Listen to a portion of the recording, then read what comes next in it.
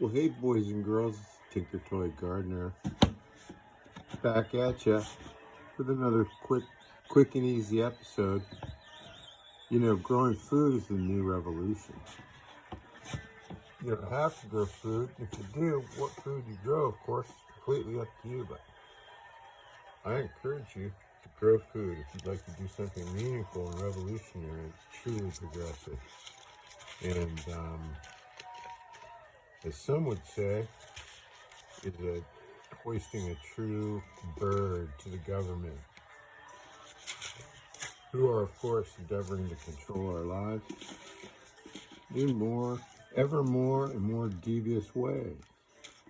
That said, I don't represent this company very much, but I've grown their seeds before, and they're not bad seeds.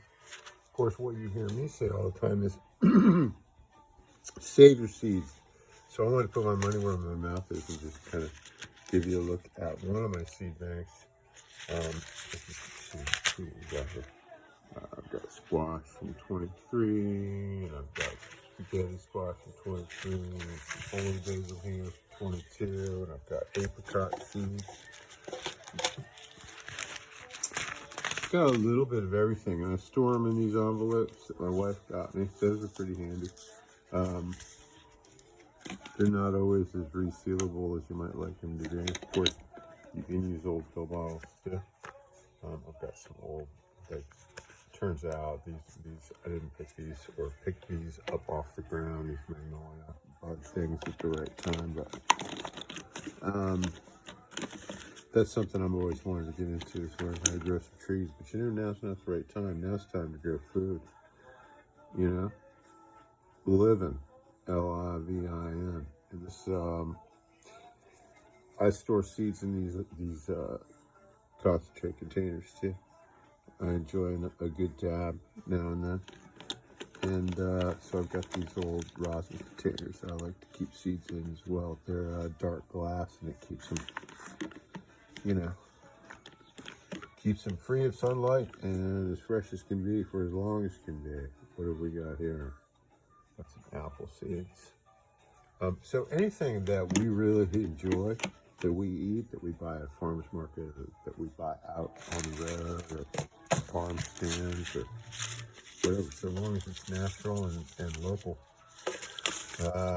we try to save the seed part of it and dry it up.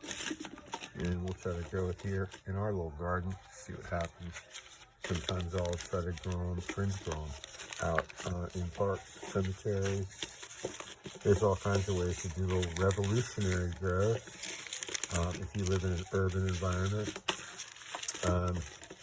Cemeteries and parks, you just got to kind of spend some time there and observe the patterns of the maintenance crew, what they mow, how often they mow it, where they seem to go and don't seem to go, and if they spray and that kind of thing.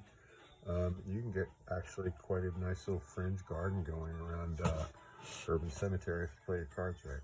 Anyway, that's just a little one to give you a little look at my seeds and encourage everybody to get out and plant something here before July's out. There's still plenty of stuff that you can plant, that you can harvest by the fall, whether you have a yard or, you know, it's just a trunk in your apartment or a little space on your patio. There's something you can grow. Be part of the revolution, and let's all get ourselves out of this control mess we're in. All right, save your seeds. See you soon.